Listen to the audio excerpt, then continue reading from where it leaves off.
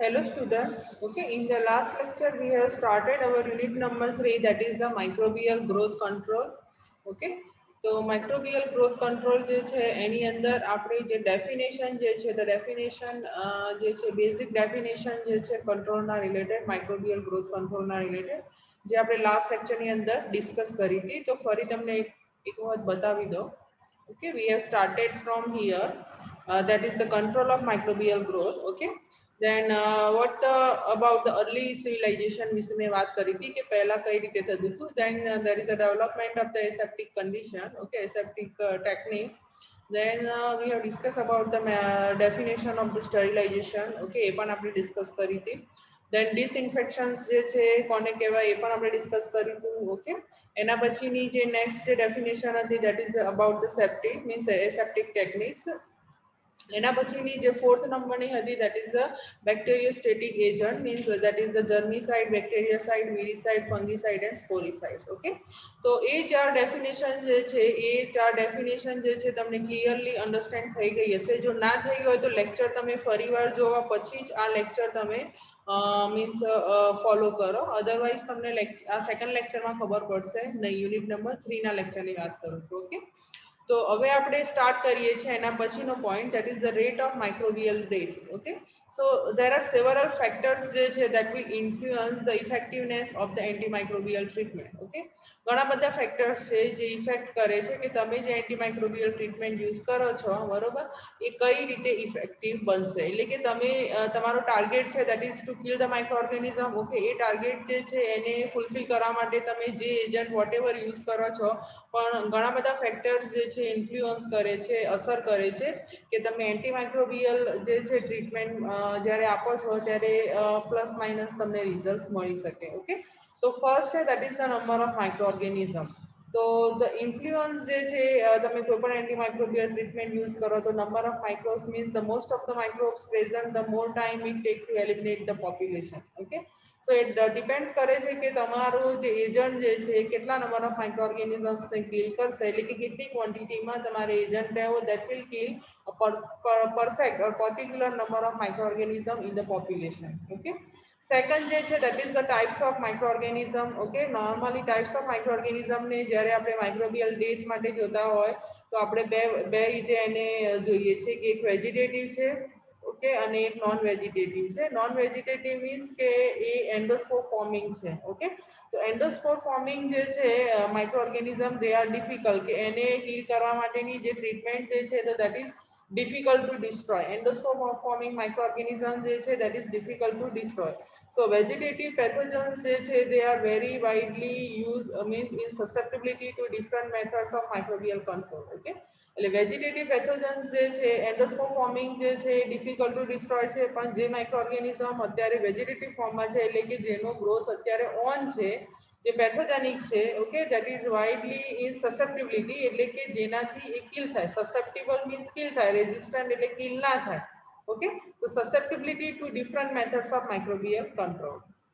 Third જે છે that is the environmental influence means the presence of organic material. Okay, તમે કયું organic materials જે છે તમે યુઝ કરો છો ટુ કિલ ધ માઇક્રોઓર્ગેનિઝમ, એટલે કે તમારી જોડે સ્પુટમ સેમ્પલ છે, તમારી જોડે સલાઇવા છે, તમારી જોડે ફીસીસ છે, તમારી જોડે બ્લડ સેમ્પલ છે. ઓકે, અથવા આ ત્રણ સેમ્પલ અથવા આ ત્રણ મટીરિયલ કે જ્યાં તમને ઇન્ફેક્શન થયું છે, the material blood saliva that is present inside our body. Okay, તો કઈ જગ્યાએ ઇન્ફેક્શન થયું છે મીન્સ કયું બોડીનો પાર્ટ છે. ઓકે, તો એ પ્રમાણે તમે માઇક્રો ઓર્ગેનિઝમ જે છે એને કિલ કરવા માટે means to inhibit the micro organism તમે એન્ટીમાઇક્રોબિયલ એજન્ટ જે છે યુઝ કરશો.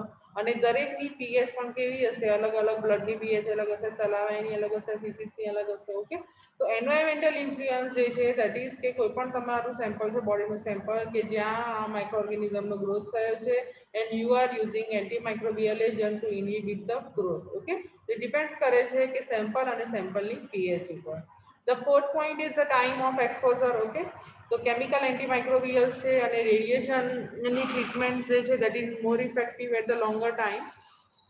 કે તમે કોઈ કેમિકલ એન્ટીમાઇક્રોબિયલ એજન્ટ યુઝ કરો બરોબર, અથવા રેડિયેશનની ટ્રીટમેન્ટ યુઝ કરો તો એ મોર ઇફેક્ટિવ છે લોંગ ટાઈમ માટે.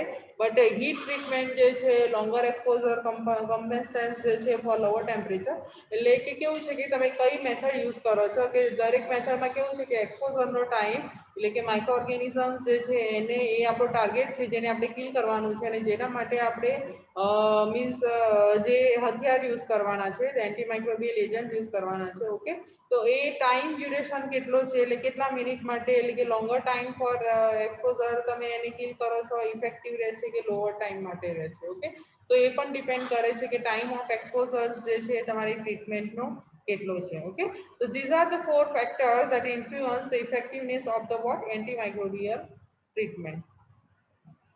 નેક્સ્ટ જે છે મેઇન પોઈન્ટ યુનિટ નંબર 3 ની અંદર હવે સ્ટાર્ટ થાય છે, that is the physical methods of microbial control. Okay, there are two methods જે તમારે ડિટેલમાં સ્ટડી કરવાની છે. one that is the physical methods of microbial control and second that is the chemical methods of microbial control.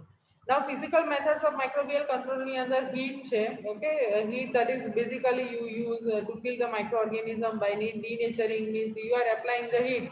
what will happen, કે માઇક્રોઓર્ગેનિઝમ ના જે proteins જે છે ડીનેચર થઈ જશે, એના એન્ઝાઇમ જે છે એ પણ ડીનેચર થઈ જશે, but that is not related to the microorganism કે જેના પ્રોટીન્સ અને એન્ઝાઇમ કેવા છે, હીટ રેઝિસ્ટન્ટ છે. ઓકે, એટલે હીટ જે છે કોમનલી તમે યુઝ કરશો માઇક્રોઓર્ગેનિઝમને કિલ કરવા માટે, પણ અમુક માઇક્રોઓર્ગેનિઝમ્સ જે છે એના એન્ઝાઇમ અને પ્રોટીન કેવા છે, હીટ રેઝિસ્ટન્ટ છે.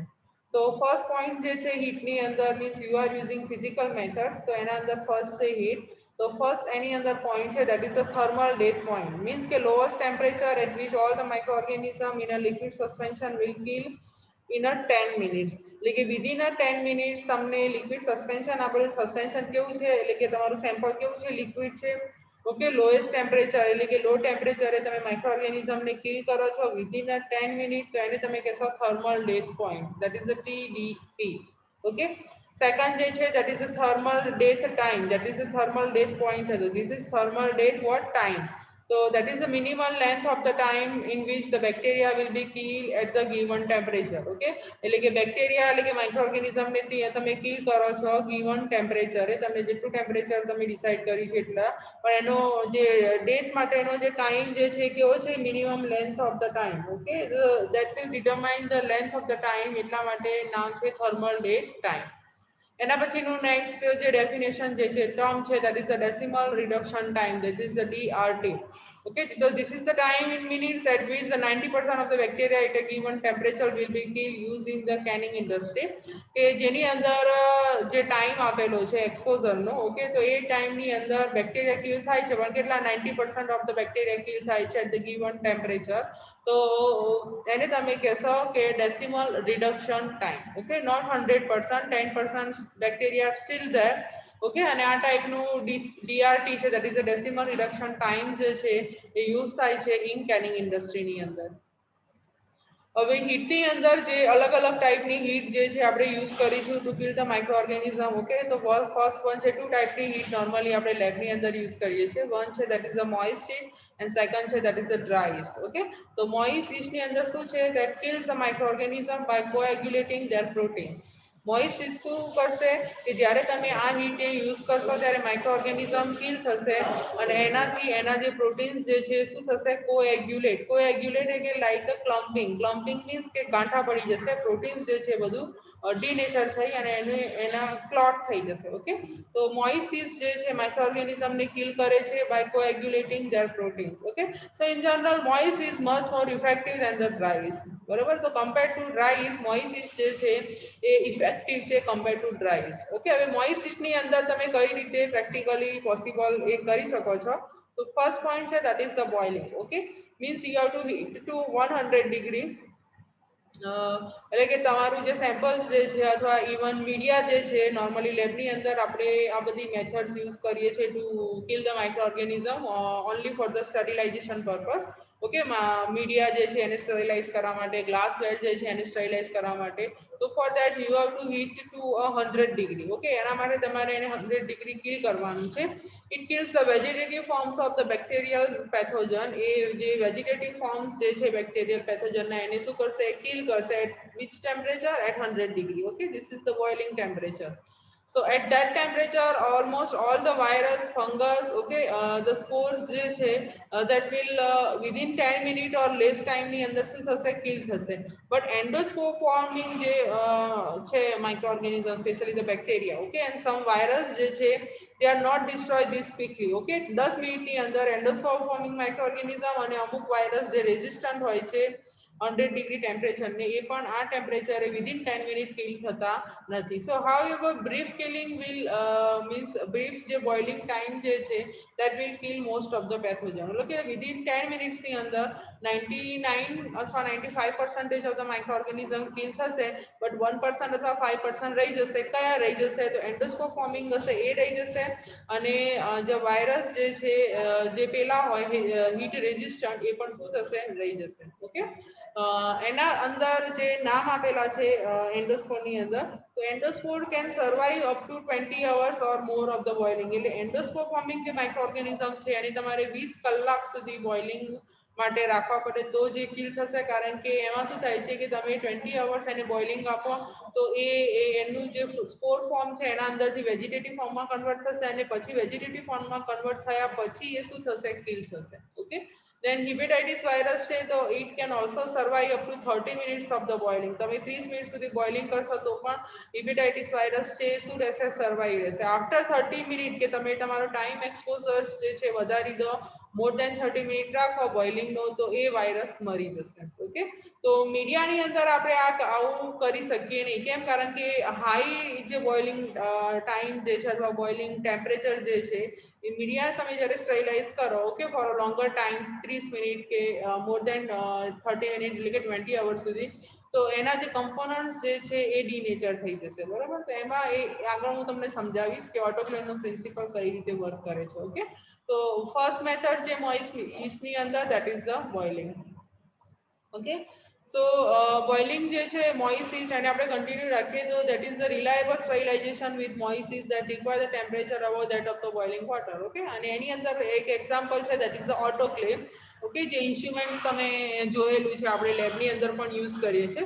તો વોટ ઇઝ ઓટોક્લેવ? તો autoclave that is a chamber which is field with the hot steam under the pressure. Okay, steam તો છે એટલે કે એની અંદર જે સ્ટીમ છે, જે વરાળ છે એ ગરમ છે, બટ અંદર અ particular pressure. Okay, so prefer method of sterilization unless the material is damaged by the heat, moisture and high pressure. એટલે કે this is the best method or normally દરેક જગ્યાએ યુઝ થાય છે even in the hospitals, okay, for the sterilization of the clothes in OT. So it is a preferred method for the sterilization. અને ક્યાં સુધી કે જ્યાં સુધી ફોર એક્ઝામ્પલ કે તમે મીડિયા માટે કરો છો તો the material is damaged by the heat, okay, and by the heat at the high temperature, at the high moisture or at the high pressure. Okay, so તમે એને પર્ટિક્યુલર ટેમ્પરેચર માટે લઈ જાઓ તો ફોર એક્ઝામ્પલ કે temperature of steams જે છે that is 121 degree temperature હોય છે એની અંદર.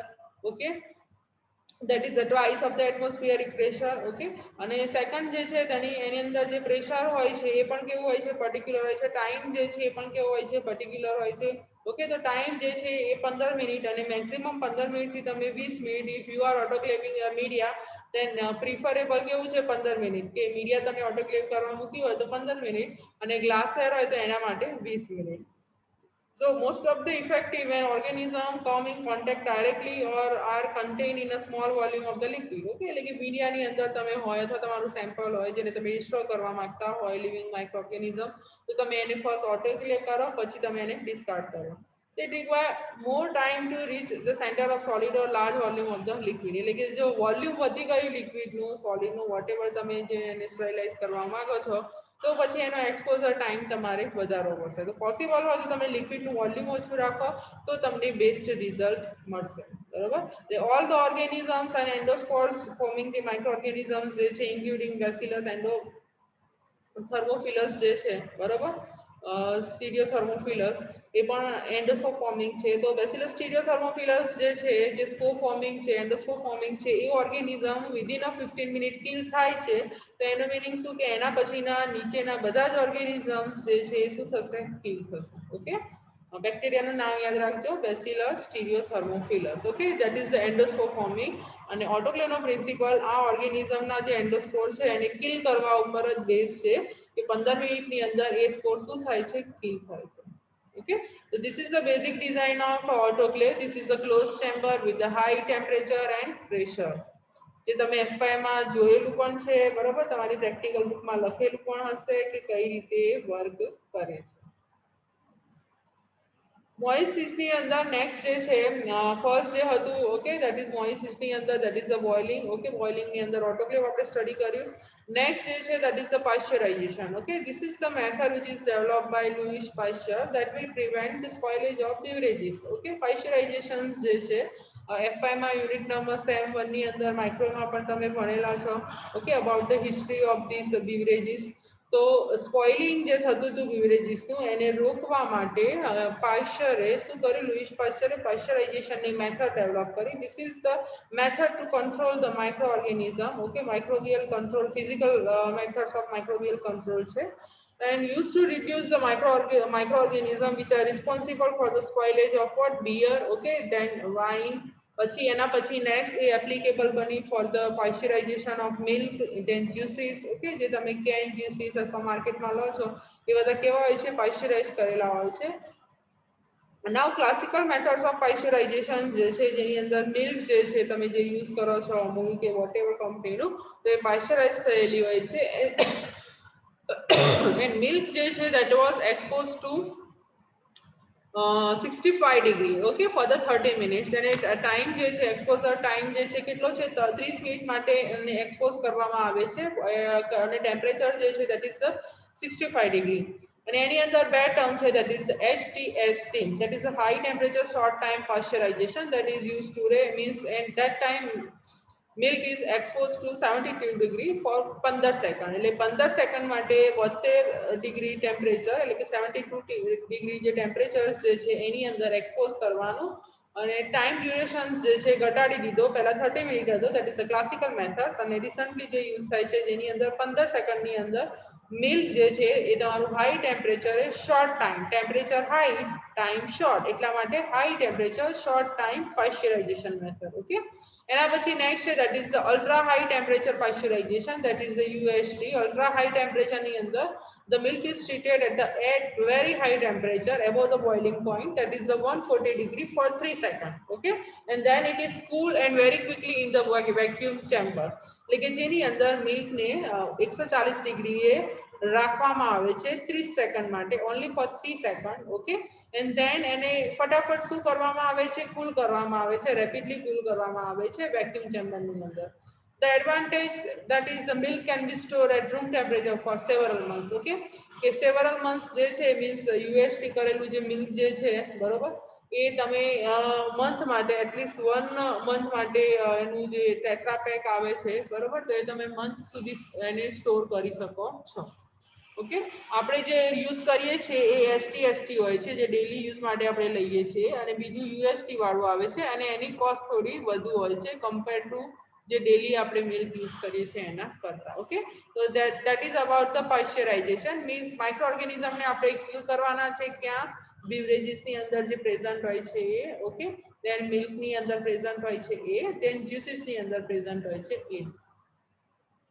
Okay, now physical methods of microbial control ની અંદર that is about the moist yeast. Okay, જેની અંદર આપણે ઓટોક્લેવ, બોઇલિંગ, જેની અંદર એક્ઝામ્પલ આપ્યું ઓટોક્લેવ, બીજું હતું પાશ્ચરાઇઝેશન. ઓકે, હવે નેક્સ્ટ જે છે that is the dry heat.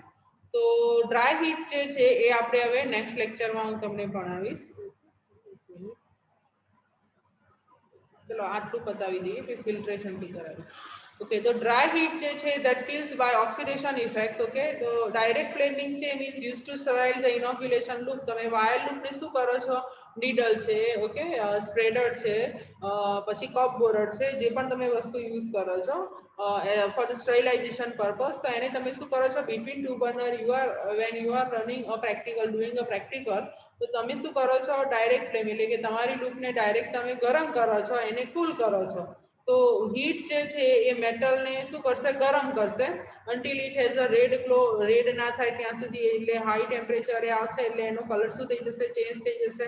પછી તમે એને ઠંડુ પાડો તો વિધિન 1 સેકન્ડ અથવા 2 સેકન્ડ, ઓકે, એ શું થઈ જશે, કલર પાછો ઓરિજિનલ હતો એ ત્યાં ને ત્યાં આવી જશે.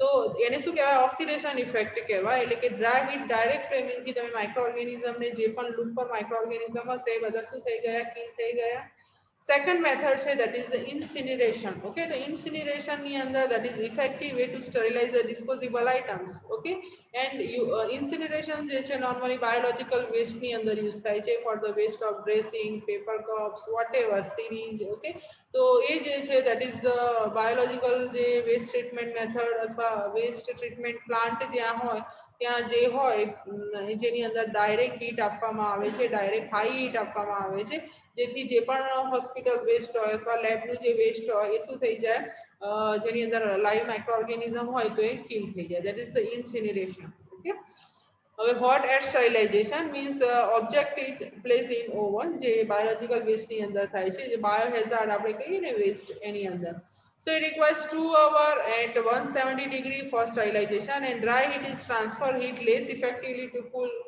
body then moist it okay તો ડ્રાય જે છે એને ટ્રાન્સફર થતા કોઈ પણ મીન્સ ઓબ્જેક્ટને તમે જ્યારે ડ્રાઈસ માટે મૂકો છો તો કમ્પેર ટુ મોઇસ્ટ ઇઝ ડ્રાઈસ થોડો ટાઈમ લેશે એટલા માટે એનો ટાઈમ જે છે બાયોલોજિકલ જે વેસ્ટ હઝાર્ડ્સ છે ઓકે એની અંદર 2 અવરનો હોય અને ટેમ્પરેચર કેટલું હોય છે 170 ડિગ્રી ઓકે તો that is about the dries તો ફિઝિકલ મેથડ ઓફ માઇક્રોબિયલ કંટ્રોલની અંદર આપણે હીટની વાત કરી હીટની અંદર મોઇસ્ટ અને ડ્રાઈસ ઓકે હવે નેક્સ્ટ જે ફિઝિકલ મેથડ્સ જે છે એ હું નેક્સ્ટ લેક્ચરથી સ્ટાર્ટ કરીશ clear okay thank you by